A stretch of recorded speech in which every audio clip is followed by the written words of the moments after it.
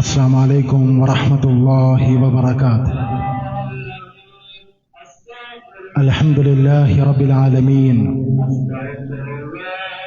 والصلاة والسلام على رسول العالمين وعلى آله وأصحابه أجمعين أما بعد.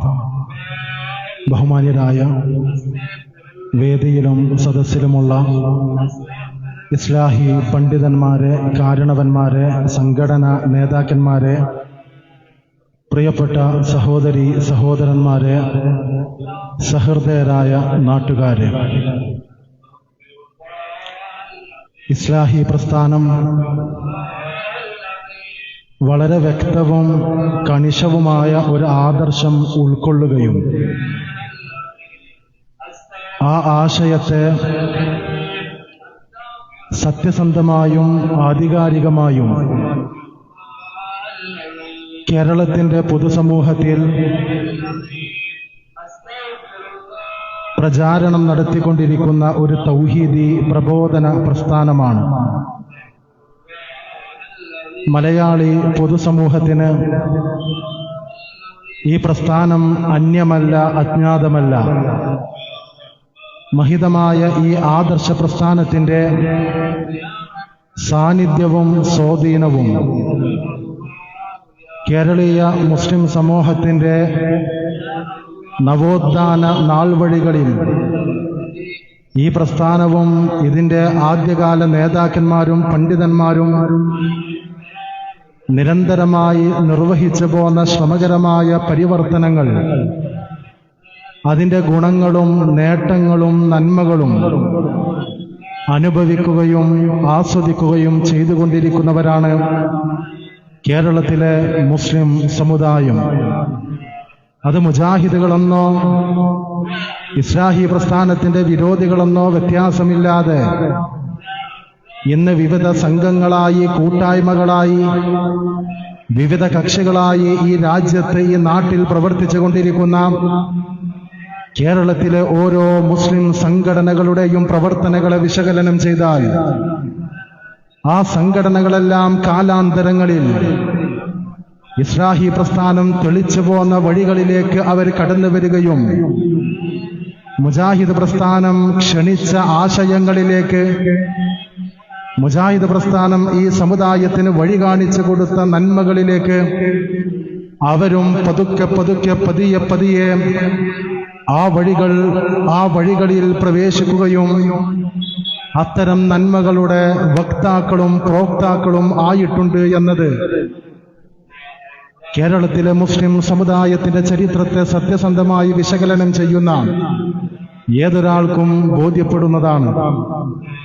നേരത്തെയുള്ള സംസാരങ്ങളിൽ ഇവിടെ സൂചിപ്പിച്ചതുപോലെ മുജാഹിദ് പ്രസ്ഥാനത്തിന്റെ പ്രവർത്തകർ ഇസ്ലാഹിന്റെ ആശയവും ശബ്ദവും ഈ പ്രദേശത്തെ സഹൃദയരായ ആളുകളെ കേൾപ്പിക്കുക എന്ന വലിയ ഒരു സതുദ്ദേശത്തോടു കൂടിയാണ് ഈ ഒരു ആദർശ പ്രചരണ സമ്മേളനം സംഘടിപ്പിച്ചിട്ടുള്ളത്. സ്വാഭാവികമായും ഇത്തരം പ്രോഗ്രാമുകളുമായി മുജാഹിദ് പ്രവർത്തകർ കടന്നു വരുമ്പോൾ ആദർശ സംവാദങ്ങളും മുഖാമുഖങ്ങളും സമ്മേളനങ്ങളും പ്രചരണ സംഗമങ്ങളുമായി കേരളത്തിന്റെ വിവിധ പ്രദേശങ്ങളിൽ ഇതുപോലുള്ള പ്രബോധന സംരംഭങ്ങളുമായി ഇസ്ലാഹി പ്രവർത്തകർ കടന്നു വരുമ്പോൾ, ഞങ്ങളുടെ പ്രവർത്തനത്തിന്റെ നോട്ടീസ് കാണുമ്പോൾ, ഞങ്ങളുടെ ഒരു ലഘുലേഖ കിട്ടുമ്പോൾ, ഞങ്ങളുടെ ഒരു വാഹന പ്രചാരണ ജാഥ കണ്ടാൽ, ഞങ്ങളുടെ പ്രവർത്തകർ സ്ക്വാഡ് വർക്ക് നടത്തി നിങ്ങളെ ക്ഷണിക്കുമ്പോൾ പല ആളുകളും പലപ്പോഴും ചോദിക്കാറുള്ള ഒരു ചോദ്യമുണ്ട്: എന്തിനാണ് നിങ്ങൾ ഇതുപോലുള്ള സംഗമങ്ങൾ നടത്തുന്നത്? എന്തിനാണ് നിങ്ങൾ റോട്ടിലിറങ്ങി, തെരുവിലിറങ്ങി ഇസ്ലാമിനെ കുറിച്ച് പറയുകയാണ് എന്ന വരുത്തി തീർത്തുകൊണ്ടുള്ള പ്രചാരണം നടത്തി? എന്തിനാണ് നിങ്ങൾ ഇസ്ലാമിനെ പരിചയപ്പെടുത്തുന്നതിനു വേണ്ടി ഇതുപോലുള്ള പ്രചാരണ പ്രവർത്തനങ്ങൾ നടത്തുന്നത് എന്ന് പല ആളുകളും ചോദിക്കാറുണ്ട്. ചിലപ്പോഴെങ്കിലും ഇസ്ലാഹി പ്രസ്ഥാനത്തിന്റെ പ്രബോധനത്തിന്റെ കാതലായ ഉള്ളടക്കം തിരിച്ചറിഞ്ഞ ആളുകളാണ് അത്തരം ചോദ്യങ്ങൾ ചോദിക്കാറുള്ളത് എങ്കിൽ, വേറെ ചില ആളുകൾ ചോദിക്കാറുള്ളൊരു ചോദ്യമുണ്ട്: നിങ്ങളെന്താണ് കാര്യങ്ങൾ വ്യവച്ഛേദിച്ച് തിരിച്ചറിയാത്തത്? ഈ രാജ്യം എങ്ങോട്ടാണ് പോകുന്നതെന്ന് നിങ്ങൾ അറിയുന്നില്ലേ? കേരളത്തിൽ മാത്രമല്ല, ഇന്ത്യയിൽ മുസ്ലിമീങ്ങൾ മാത്രമല്ല, ഇവിടുത്തെ ന്യൂനപക്ഷ സമുദായം പോലും ആശങ്കാജനകമായ സാഹചര്യങ്ങളിലൂടെ കടന്നു പോകുമ്പോൾ എന്താണ് നിങ്ങൾ ഇതുപോലുള്ള പ്രവർത്തനങ്ങളുമായി കടന്നു വരുന്നത്? പതിറ്റാണ്ടുകളും നൂറ്റാണ്ടുകളും പഴക്കമുള്ള എത്രയെത്ര പള്ളികളാണ് ധ്വംസിക്കപ്പെടുന്നത്? എത്രയെത്ര പള്ളികളുടെ തൽസ്ഥാനത്താണ് മറ്റു ദേവാലയങ്ങളും പ്രതിഷ്ഠകളും ഉയർത്തപ്പെടുന്നത്? ആയിരക്കണക്കിന് പള്ളികൾ, ആയിരക്കണക്കിന് ആരാധനാലയങ്ങൾ അത് ധ്വംസിക്കപ്പെടാൻ പോകുന്ന നാൾ വഴികളെ കുറിച്ച് കേൾക്കുമ്പോൾ എന്താണ് നിങ്ങൾ ഇവിടെ പ്രവർത്തിച്ചു കൊണ്ടിരിക്കുന്നത്? നിങ്ങൾ ഇവിടെ സുന്നിയും മുജാഹിദും പറഞ്ഞു നടക്കുകയാണോ? ജമാഅത്തെ ഇസ്ലാമിയും തബ്ലീഗും പറഞ്ഞു നടക്കുകയാണോ? എന്താണ് നിങ്ങൾക്ക് അജണ്ട മാറ്റാൻ നേരമായില്ലേ? എന്താണ് നിങ്ങൾക്ക് നേരം വെളുത്തില്ലേ? നിങ്ങളിങ്ങനെ സൂഫിയും സലഫിയും പറഞ്ഞു നടക്കുകയാണോ? തുരീഖത്തും മദ്ഹബും പറഞ്ഞു നടക്കുകയാണോ? നിങ്ങൾ ഈ സമുദായത്തിന് ഗുണമുള്ള വല്ലതും ചെയ്യൂ എന്നാണ് വേറെ ചില ആളുകൾ നിരന്തരമായി ചോദിച്ചു കൊണ്ടിരിക്കുന്നത്. ഈ രാജ്യത്തുള്ള മലയാള മണ്ണിലുള്ള ഇസ്ലാഹി പ്രസ്ഥാനത്തിന്റെ പ്രവർത്തനങ്ങളെ നോക്കിക്കാണുന്ന മുഴുവൻ ആളുകളോടും മുജാഹിദ് പ്രസ്ഥാനത്തിന് പറയാനുള്ളത്, ഈ സമുദായത്തിന് ഏത് കാലത്തും ഉപകാരപ്പെടുന്ന ഏറ്റവും ശക്തമായ ഒരു പ്രമേയത്തെ ഉയർത്തിപ്പിടിച്ച് ഒരു ബാധ്യതാ നിർവഹണത്തിന്റെ ഭാഗമായിട്ടാണ് ഞങ്ങൾ ഇതുപോലുള്ള പ്രബോധന സംരംഭങ്ങൾ നടത്തുന്നത് എന്നാണ് അത്തരം ചോദ്യങ്ങളോട്, വിമർശനങ്ങളോട് ഞങ്ങൾക്ക് വളരെ ലഘുവായി, ഹ്രസ്വമായി നിങ്ങളോട് പറയാനുള്ളത്. മുജാഹിദുകളെ സംബന്ധിച്ചിടത്തോളം ഇതുപോലുള്ള ആശയ പ്രബോധന പ്രചാരണ പ്രവർത്തനങ്ങൾ നടത്തുമ്പോൾ ഈ സമുദായത്തിന്റെ മുമ്പിൽ ഇസ്ലാമിന്റെ ഉജ്ജ്വലമായ ആശയത്തെ പരിചയപ്പെടുത്തുക എന്ന ഏറ്റവും ഉന്നതമായ ലക്ഷ്യം മാത്രമാണ് ഞങ്ങൾക്കുള്ളത്. മാത്രമല്ല, ഇത് കേവലം ഒരു പ്രസ്ഥാനത്തിന്റെ പ്രവർത്തനം എന്നതിനപ്പുറം, ഒരു കൂട്ടായ്മയുടെ പ്രവർത്തനം എന്നതിനപ്പുറം 14 മുമ്പ് മുഹമ്മദ് നബി സല്ലല്ലാഹു അലൈഹി വസല്ലം ഏൽപ്പിച്ച ഉത്തരവാദിത്തമാണ്. ബല്ലിഗു അന്നി വലൗ ആയ, എന്നിൽ നിന്ന് നിങ്ങൾ കേട്ടുപഠിച്ചത് വിശുദ്ധ ഖുർആനിലെ ഒരു ആയത്ത് മാത്രമാണെങ്കിലും ശരി, നിങ്ങളുടെ പരിചയത്തിലും പരിസരത്തുമുള്ള ആളുകൾക്ക് ആ ഉന്നതമായ ആയത്തുകളുടെ ഉള്ളടക്കങ്ങൾ പരിചയപ്പെടുത്തി കൊടുക്കുക. അവരെ ഈ വിമോചനത്തിന്റെ സന്ദേശത്തെക്കുറിച്ച് അവർക്ക് കാഴ്ചപ്പാടുള്ളവരാക്കുക. അങ്ങനെ അവരെ ഈ ലാ ഇലാഹ ഇല്ലല്ലാഹയുടെ ആശയത്തിലേക്ക് നിങ്ങൾ ക്ഷണിക്കണം എന്നാണ് മുഹമ്മദ് നബി സല്ലല്ലാഹു അലൈഹി വസല്ലം പഠിപ്പിച്ചത്. ആ പ്രവാചക നിർദ്ദേശത്തെ, ആ പ്രവാചക വസിയ്യത്തിനെ ഏറ്റെടുത്തുകൊണ്ടാണ് ഇസ്ലാഹി പ്രസ്ഥാനം ഇതുപോലുള്ള വിവിധങ്ങളായ ദഅവാ പ്രവർത്തനങ്ങളുമായി മുന്നോട്ട് പോകുന്നത്. ഈ പ്രവർത്തനങ്ങൾ ഇസ്ലാമിക സമുദായം വിശുദ്ധ ഖുർആനിന്റെയും സുന്നത്തിന്റെയും അടിസ്ഥാനത്തിൽ നിർവഹിക്കുകയാണെങ്കിൽ അതിന്റെ നേട്ടങ്ങളെക്കുറിച്ചും ലോകത്തിന്റെ പ്രവാചകൻ വിശദീകരിച്ചിട്ടുണ്ട്. ലയബ്ലുഅന്ന ഹാദൽ അംർ മാ ബലഗൽ ലൈലു വന്നഹാർ, രാവും പകലും എവിടെയെല്ലാം എത്തുന്നുവോ അവിടെയെല്ലാം പരിശുദ്ധമായ ഈ ഇസ്ലാമിക ആദർശം എത്തുമെന്ന് ലോകത്തിന്റെ പ്രവാചകൻ മുഹമ്മദ് മുസ്തഫ സല്ലല്ലാഹു അലൈഹി വസല്ലം വിശദീകരിച്ചിട്ടുണ്ട്. എങ്ങനെയാണ് ഈ ആശയത്തിന് പ്രചാരണം ലഭിക്കുക? എങ്ങനെയാണ് ആളുകൾ ഈ ഖുർആനിന്റെ സന്ദേശം അറിയുക? ആലങ്കോട് ലീലാകൃഷ്ണനെ പോലെയുള്ള കേരളത്തിന്റെ പൊതുരംഗത്തും സാമൂഹ്യ രംഗത്തും സാംസ്കാരിക രംഗത്തുമുള്ള ആളുകൾ ഇന്നാട്ടിലുള്ള മലയാള മണ്ണിലുള്ള യാഥാസ്ഥിക വിഭാഗം വിശുദ്ധ ഖുർആനിനെ സംബന്ധിച്ച് ഈ സമുദായത്തിൽ പ്രചരിപ്പിച്ചിരുന്ന അന്ധവിശ്വാസങ്ങളെ കുറിച്ച് ഇന്നും പൊതുസമൂഹത്തോട് വിവരിക്കുന്ന ഒരു കാലഘട്ടത്തിലാണ് ഞാനും നിങ്ങളും ജീവിച്ചു കൊണ്ടിരിക്കുന്നത്. ഒരു അമുസ്ലിം വിശുദ്ധ ഖുർആന് കയ്യിലെടുത്താൽ അവന്റെ കണ്ണു പൊട്ടിപ്പോകുമെന്ന യാതൊരു അടിസ്ഥാനവുമില്ലാത്ത അന്ധവിശ്വാസങ്ങൾ പ്രചരിപ്പിച്ചിരുന്ന ഇവിടുത്തെ യാഥാസ്ഥിക സമൂഹത്തിന്റെ നിലപാടിലൂടെ എങ്ങനെയാണ് ഇസ്ലാമിനെ ഈ സമുദായം അറിയുക? എങ്ങനെയാണ് വിശുദ്ധ ഖുർആനിന്റെ സന്ദേശത്തെ ഈ നാട്ടിലുള്ള ആളുകൾ അറിയുക? സ്വാഭാവികമായും അവിടെയാണ് ഇസ്ലാഹി പ്രസ്ഥാനം നിർവഹിച്ചു കൊണ്ടിരിക്കുന്ന വൈവിധ്യപൂർണമായ ഇടതടവില്ലാത്ത പ്രബോധന പ്രവർത്തനങ്ങളുടെ ഗുണങ്ങളും അതിന്റെ നേട്ടങ്ങളും നമുക്ക് മനസ്സിലാക്കുവാൻ സാധിക്കുന്നത്. മാത്രമല്ല, ഇവിടെ ജീവിച്ചു കൊണ്ടിരിക്കുന്ന ഓരോ മുജാഹിദ് പ്രവർത്തകരും ഈ ഒരു ആഗ്രഹത്തോടെ, ഈ ഒരു താല്പര്യത്തോടു കൂടിയാണ് പ്രവർത്തിക്കുന്നത്. മുജാഹിദ് പ്രസ്ഥാനത്തിന്റെ അമരക്കാരനായിരുന്ന മർഹൂം എ പി അബ്ദുൽ ഖാദർ മൗലവി തന്റെ ജീവിതത്തിൽ ആദ്യമായി ഹജ്ജ് കർമ്മം നിർവഹിച്ചപ്പോൾ കഅബാലയത്തിന്റെ ഖില്ല പിടിച്ച് നടത്തിയൊരു പ്രാർത്ഥന എപിയുടെ സംസാരങ്ങളിലും ഇസ്ലാഹി പ്രസ്ഥാനത്തിന്റെ വേദികളിലും പലപ്പോഴും കേട്ടവരാണ് മുജാഹിദുകൾ. അത് ഈ നാട്ടിലുള്ള ആളുകളും അറിയേണ്ടതാണ് എന്നതുകൊണ്ട് ഞാൻ ആ ചരിത്രത്തിന്റെ ഓർമ്മകൾ പങ്കുവെക്കുകയാണ്. ആദ്യമായി കപ്പൽ വഴി മസ്ജിദുൽ ഹറാമിലെത്തി തന്റെ ഹജ്ജ് കർമ്മം നിർവഹിക്കുന്ന വേളയിൽ കഅബാലയത്തിന്റെ ഖില്ല പിടിച്ച് ഇസ്ലാഹി പ്രസ്ഥാനത്തിന്റെ പതിറ്റാണ്ടുകൾ നീണ്ടുനിന്ന പ്രബോധന ഇടങ്ങളിൽ ഒരു മുന്നണി പോരാളിയായി ഉജ്ജ്വലിച്ചിരുന്ന എപി അബ്ദുൽ ഖാദർ മൗലവി നടത്തിയിരുന്ന പ്രാർത്ഥന, അല്ലാഹുവേ കേരളത്തിന്റെ മുഴുവൻ പ്രദേശങ്ങളിലും ഈ തൗഹീദിന്റെ വെളിച്ചമെത്തേണമേ, ഈ തൗഹീദിന്റെ സന്ദേശമെത്തേണമേ എന്നായിരുന്നു ഈ പ്രസ്ഥാനത്തിന്റെ അമരക്കാരൻ അദ്ദേഹത്തിന്റെ ജീവിതത്തിൽ ആദ്യത്തെ ഹജ്ജ് യാത്രയിൽ അല്ലാഹുവിനോട് പരിശുദ്ധ ഹറമിൽ വെച്ച് പ്രാർത്ഥിച്ചിരുന്നത് എന്ന് മുജാഹിദ് പ്രവർത്തകർ ആവേശത്തോടു കൂടിയാണ് കേൾക്കുന്നത്. മുജാഹിദുകളെ സംബന്ധിച്ചിടത്തോളം ഇതാണ് ഞങ്ങളുടെ ആഗ്രഹം, ഇതാണ് ഞങ്ങളുടെ ആശ. ആർക്കൊക്കെ എതിർപ്പുണ്ടായാലും, ആർക്കൊക്കെ വിരോധമുണ്ടായാലും, ആർക്കൊക്കെ അസഹ്യതയുണ്ടായാലും അല്ലാഹുവിന്റെ കലാമും പ്രവാചകന്റെ സുന്നത്തും ഉയർത്തിപ്പിടിച്ച് ലോകത്ത് കടന്നു വന്ന പ്രവാചകന്മാർ പരിചയപ്പെടുത്തിയ ലാ ഇലാഹ ഇല്ലല്ലാഹ് എന്ന ആദർശത്തെ ഈ സമുദായത്തെ പഠിപ്പിക്കുക എന്ന ഉജ്ജ്വലമായ പ്രവർത്തനമാണ് മുജാഹിദ് പ്രസ്ഥാനത്തിന്റെ പ്രവർത്തകന്മാർക്ക് ഏത് കാലത്തും ഈ സമൂഹത്തിൽ നിർവഹിക്കാനുള്ളത്. ഇന്ന് ചില ആളുകൾ വിചാരിക്കുന്നത് ഇസ്ലാഹി പ്രസ്ഥാനമെന്നത്, മുജാഹിദ് പ്രസ്ഥാനമെന്നത് അങ്ങനെ ഞങ്ങൾക്കൊക്കെ നിഷേധിക്കാവുന്ന, ഒതുക്കാവുന്ന ഒരു കൂട്ടായ്മയാണ് എന്ന നിലക്കാണ് നമ്മുടെ നാട്ടിലുള്ള യാഥാസ്ഥിക വിഭാഗം പരിചയപ്പെടുത്തുന്നത്.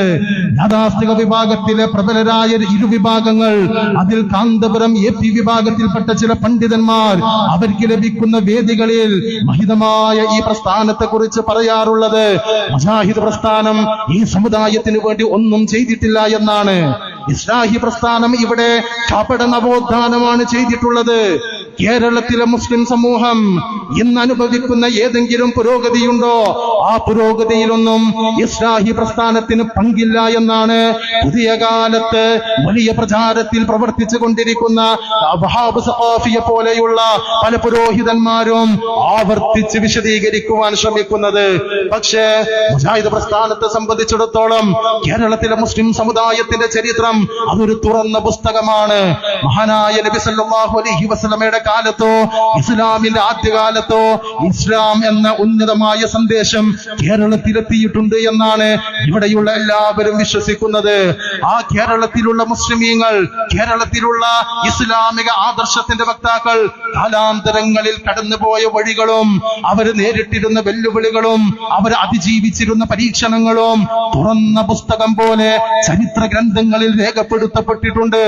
ആ ചരിത്ര ഗ്രന്ഥങ്ങൾ പരതിയാൽ ഈ സമുദായത്തെ ഇല്ലായ്മയുടെയും വെല്ലായ്മയുടെയും നാളുകളിൽ പുരോഗമനപരമായ ആശയങ്ങളിലേക്ക് കൈപിടിച്ചുയർത്തിയിരുന്നത് ഇസ്ലാഹി പ്രസ്ഥാനമാണ് എന്നത് ഏതൊരാൾക്കും ബോധ്യപ്പെടുന്നതാണ്.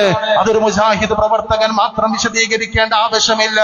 കേരളത്തിന്റെ ആദരണീയനായ മുഖ്യമന്ത്രി സാക്ഷാൽ കാന്തപുരം വിഭാഗത്തിന്റെ മേൽമുറിയിലെ സ്വലാത്ത് നഗർ നടക്കാറുള്ള മഅദിൻ എന്ന ക്യാമ്പസിൽ വെച്ച് നടത്തിയ ഒരു സംസാരം, ആ സംസാരത്തിൽ കേരളത്തിലെ മുസ്ലിം സമുദായത്തിന്റെ നവോത്ഥാന നാൾവഴികൾ ചരിത്രം ഉദ്ധരിച്ച് ഉന്നതരായ ഇസ്ലാഹി പ്രസ്ഥാനത്തിന്റെ പണ്ഡിതന്മാരുടെയും നായകന്മാരുടെയും പേരുകൾ ഉദ്ധരിച്ച് അദ്ദേഹം വിശദീകരിച്ചതിന് കേരളീയ സമൂഹം സാക്ഷിയാണ്. അതിന്റെ യൂട്യൂബ് ലിങ്കുകൾ സോഷ്യൽ മീഡിയകളിൽ വൈറലാണ്. ഞാനിത് സൂചിപ്പിക്കുന്നത് ഇതൊരൊറ്റപ്പെട്ട സംഭവമല്ല. ഇവിടെയുള്ള തലമുതിർന്ന തന്റെ ഇടമുള്ള മുഴുവൻ ആളുകളും ഇസ്ലാഹി പ്രസ്ഥാനത്തിന്റെ സേവനങ്ങളെ വിലമതിക്കുന്ന ആളുകളാണ്. മുജാഹിദ് പ്രസ്ഥാനത്തിന്റെ ആദരണീയനായ സെക്രട്ടറി എം മുഹമ്മദ് മദനി അദ്ദേഹത്തോടൊരു പൊതുപ്രവർത്തകൻ ഒരിക്കൽ പറഞ്ഞൊരു വാചകം ഇസ്ലാഹി പ്രവർത്തകര് പലപ്പോഴും പങ്കുവെക്കാറുണ്ട്. മദനിയോട് കേരളത്തിൽ അറിയപ്പെട്ട ഒരു രാഷ്ട്രീയ പ്രവർത്തകൻ പറഞ്ഞു, മദനി, നിങ്ങൾ നിങ്ങളുടെ ഈ സംഘടന ഇല്ലായിരുന്നുവെങ്കിൽ ശിർക്കിനെ കുറിച്ചും ബിദ്അത്തിനെ കുറിച്ചും മഖ്ബറകളെ കുറിച്ചും നിങ്ങൾ ഈ സമുദായത്തെ കൃത്യമായി താക്കീത് ചെയ്തിട്ടില്ല എങ്കിൽ ഈ സമുദായം ബിംബങ്ങളുടെ മുമ്പിൽ സുജൂദ് ചെയ്യുമായിരുന്നു, ജാറങ്ങളുടെ മുമ്പിൽ സുജൂദ് ചെയ്യുമായിരുന്നു. ഈ സമുദായത്തെ ആത്മീയ ചൂഷകന്മാരുടെ വഞ്ചനക്കടിമപ്പെട്ട് ഇത്തരത്തിലുള്ള ജാറങ്ങളുടെ മുമ്പിൽ സുജൂദ് ചെയ്യാവുന്ന ഗതികേടിൽ നിന്ന് ഈ സമുദായത്തെ സംരക്ഷിച്ചു നിർത്തുന്നത്, ഈ സമുദായത്തെ തടുത്തു നിർത്തുന്നത് നിങ്ങളുടെ പ്രവർത്തനങ്ങളാണ്, നിങ്ങളുടെ ഇടപെടലുകളാണ്. അതുകൊണ്ട് മുജാഹിദ് പ്രവർത്തകരുടെ പ്രവർത്തനങ്ങൾ അനുസ്യൂതം നടക്കണമെന്ന് ഈ നാട്ടിലുള്ള ഈ മുസ്ലിം സമുദായത്തിന്റെ ആദർശത്തെ കുറിച്ച് ധാരണയുള്ള ആളുകൾ വിശദീകരിക്കുന്നു എന്നത് ഒരു വസ്തുതയാണ്. ഞാനിത് സൂചിപ്പിക്കുവാനുള്ള കാരണം, ഞങ്ങളെ സംബന്ധിച്ചിടത്തോളം ഞങ്ങൾ ഈ സമുദായത്തിൽ ചെയ്ത പ്രവർത്തനം അത് ഞങ്ങൾ പറഞ്ഞിട്ടില്ലെങ്കിലും മലയാള മണ്ണിന്റെ ചരിത്രം അറിയുന്ന, ഈ ചരിത്രത്തിന്റെ തുടിപ്പുകൾ അറിയുന്ന ആളുകൾക്ക് പോലും ബോധ്യമുള്ളതാണ്. ആ ബോധ്യങ്ങളുള്ള സ്ഥലത്താണ് പുതിയ ചില റിസർച്ച് പഠനങ്ങൾ നടക്കുന്നത്, ചില ഗവേഷണ പ്രബന്ധങ്ങൾ നടക്കുന്നത്. കേരളത്തിലെ യാഥാസ്ഥിക വിഭാഗമാണ് ഈ മുസ്ലിം സമുദായത്തെ പുരോഗതിയിലേക്ക് കൊണ്ടുവന്നത് എന്ന് പ്രഖ്യാപിക്കുവാനുള്ള പരിശ്രമങ്ങൾ ഈ സമൂഹത്തിൽ നടക്കുന്നത്. എന്റെ ഈ സംസാരം കേൾക്കുന്ന ഈ നാട്ടിലുള്ള യാഥാസ്ഥിക വിഭാഗത്തിൽപ്പെട്ട സുന്നികൾ എന്ന പേരിൽ അറിയപ്പെടുന്ന AP വിഭാഗമാകട്ടെ, EK വിഭാഗമാകട്ടെ, നിങ്ങളൊന്ന് സത്യസന്ധമായി ആലോചിക്കുക. ഇസ്ലാഹി പ്രസ്ഥാനത്തിന്റെ സ്വാധീനത്തെ നിങ്ങൾക്ക് എങ്ങനെയാണ് വിസ്മരിക്കാൻ കഴിയുക? നമ്മുടെ നാട്ടിലുള്ള നാടൻ സ്ത്രീകൾ, നമ്മുടെ നാട്ടിലുള്ള ഉമ്മമാർ കയ്യിൽ നിന്നൊരു പാത്രം താഴോട്ട് വീണാൽ, ഒന്ന് വീഴാൻ പോകുമ്പോൾ എന്റെ ബദരീങ്ങളെ, എന്റെ മമ്പുറത്തെ ഹോജ, എന്റെ മമ്പുറത്തെ ഷെയ്ഖേ എന്ന് വിളിക്കുമായിരുന്ന ഒരു കാലഘട്ടം കേരളത്തിന്റെ വീടുകളുടെ അകത്തളങ്ങളിൽ ആവർത്തിച്ചിരുന്നൊരു കാലമുണ്ട്. എന്നാൽ ഇന്നത്തെ സ്ഥിതി നോക്കൂ. നമ്മുടെ വീട്ടിലുള്ള ഉമ്മമാർ അവർക്ക് എന്തെങ്കിലും വിഷമങ്ങൾ ഉണ്ടായാൽ എന്റെ ബദരീങ്ങളെ എന്ന് പറയുന്നതിനേക്കാൾ എന്റെ റബ്ബേ, എന്റെ റബ്ബേ, പടച്ചവനെ എന്ന് പറയുന്ന ആ ഒരു സാഹചര്യത്തിലേക്ക് അവരുടെ നാവുകളിൽ തൗഹീദിന്റെ അക്ഷരങ്ങൾ ആവർത്തിക്കുന്ന അവസ്ഥയിലേക്ക് അവരുടെ മനസ്സുകളെ പാകപ്പെടുത്തുന്നതിൽ, അവരുടെ മനസ്സുകളിൽ നിന്ന് ഇതുപോലുള്ള അല്ലാഹുവല്ലാത്ത ആരാധ്യന്മാരുടെ പേരുകളെ വകഞ്ഞു മാറ്റുന്നതിൽ മുജാഹിദ് പ്രസ്ഥാനത്തിന്റെ പ്രവർത്തനങ്ങളുടെ ശക്തിയും സ്വാധീനവും നമുക്ക് ബോധ്യപ്പെടുന്ന ഒരു യാഥാർത്ഥ്യമാണ്. മാത്രമല്ല, ഈ കേരളത്തിലുള്ള മുസ്ലിം സമുദായം ഞാൻ നേരത്തെ സൂചിപ്പിച്ചതുപോലെ കുട്ടിപ്പാട്ടുകളും പക്ഷിപ്പാട്ടുകളും അതേപോലെയുള്ള മാലകളുമായി ജീവിതത്തെ ഹോമിച്ചിരുന്ന കാലത്ത് അവർക്ക് കേരളത്തിലെ മുജാഹിദ് പ്രസ്ഥാനമാണ് തൗഹീദിന്റെ ആദ്യാക്ഷരങ്ങൾ പഠിപ്പിച്ചു കൊടുത്തത്. അവർക്ക് കിതാബും സുന്നത്തും പഠിപ്പിച്ചു കൊടുത്തത് മുജാഹിദ് പ്രസ്ഥാനമായിരുന്നു.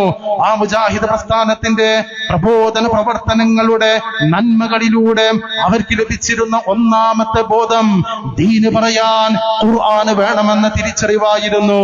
ദീനിനെ കുറിച്ച് സംസാരിക്കണമെങ്കിൽ ഖുർആന് വേണമെന്ന തിരിച്ചറിവായിരുന്നു. ചില ആളുകൾ ചിലപ്പോ പറയും, ഇതെന്താ ഒരു വലിയ പുതുമയുള്ള കാര്യമാണോ? ഇസ്ലാം എന്ന് പറയുമ്പോൾ അത് കിതാബല്ലേ, അള്ളാഹുവിന്റെ കലാമല്ലേ? ദീന് പറയുമ്പോൾ അള്ളാഹുവിന്റെ കലാമല്ലേ ഉദ്ധരിക്കേണ്ടത്? ഇതെന്താണ് വലിയ വാർത്തയാണോ, വലിയ വിശേഷമാണോ എന്ന് ചിലപ്പോൾ ആളുകൾക്ക് തോന്നിയേക്കാം. പക്ഷേ കേരളത്തിലെ സംഘടനകളുടെ സംഘടിതമായ പ്രവർത്തനങ്ങളുടെ ചരിത്രം പരതുമ്പോൾ അവിടെ നമ്മൾ കാണുന്ന വർഷവും അവിടെ നമ്മൾ കാണുന്ന പേരും കേരള മുസ്ലിം ഐക്യ സംഘമാണ്. 1922 കേരള മുസ്ലിം ഐക്യ സംഘം എന്ന ഒരു മതസംഘടന മതപരമായ ലക്ഷ്യത്തോടു കൂടി കേരളത്തിൽ ആദ്യമായി രൂപീകരിക്കപ്പെടുന്ന സംഘടിത സ്വഭാവത്തിൽ പ്രവർത്തിക്കുന്ന ഒരു കൂട്ടായ്മ നിലവിൽ വരുന്നത്. ആ കേരള മുസ്ലിം ഐക്യ സംഘത്തിന്റെ ഭാഗമായി 1924 കേരള ജംഇയ്യത്തുൽ ഉലമ എന്ന ഇസ്ലാഹി പ്രസ്ഥാനത്തിന്റെ പണ്ഡിത സഭ രൂപീകരിക്കപ്പെടുന്നത് കൃത്യമായി പറഞ്ഞാൽ 100 വർഷങ്ങൾക്ക് മുമ്പാണ്.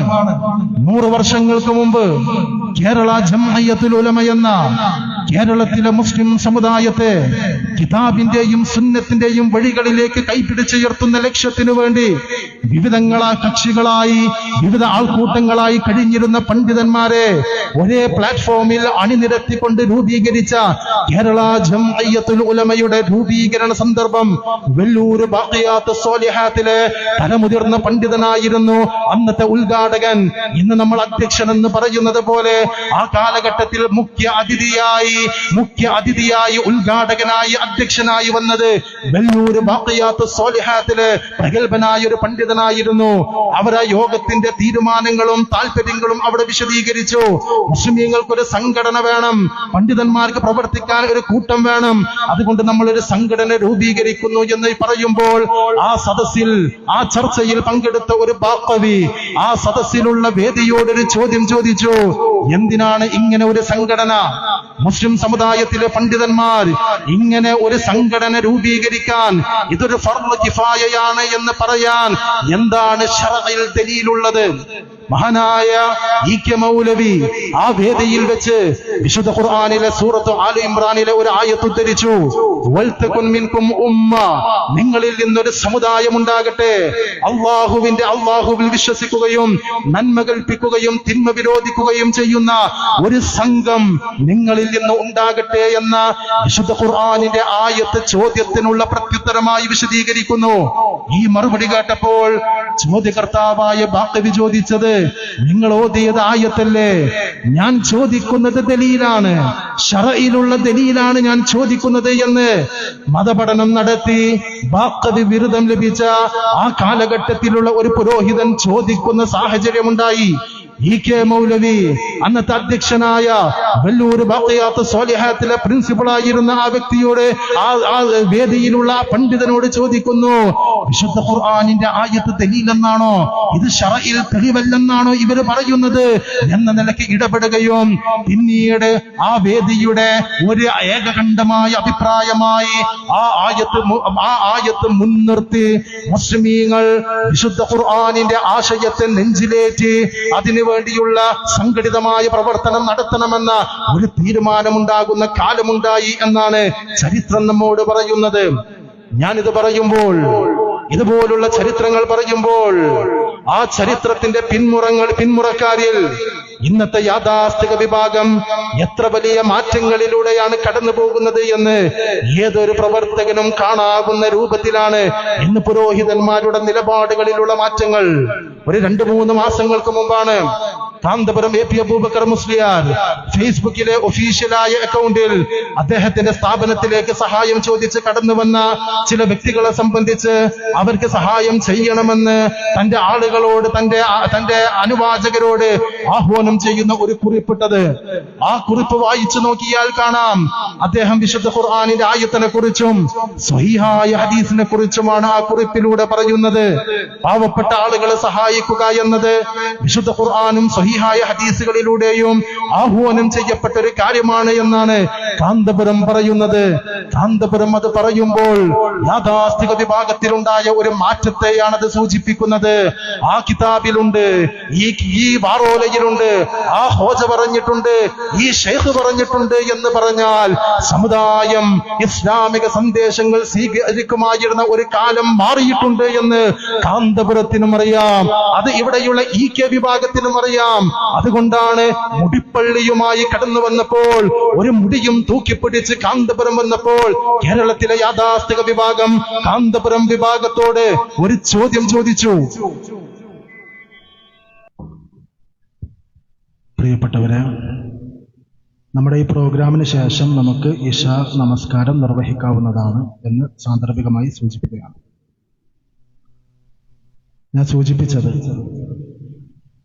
കേരളത്തിലെ സാധാരണക്കാരായ മുസ്ലിം സമുദായം തങ്ങളുടെ പണ്ഡിതന്മാർ, പുരോഹിതന്മാർ ഇസ്ലാമിക ദീനുമായി ബന്ധപ്പെട്ടൊരു കാര്യം പറഞ്ഞാൽ അത് നമ്മുടെ ഉസ്താദാണല്ലോ പറഞ്ഞത്.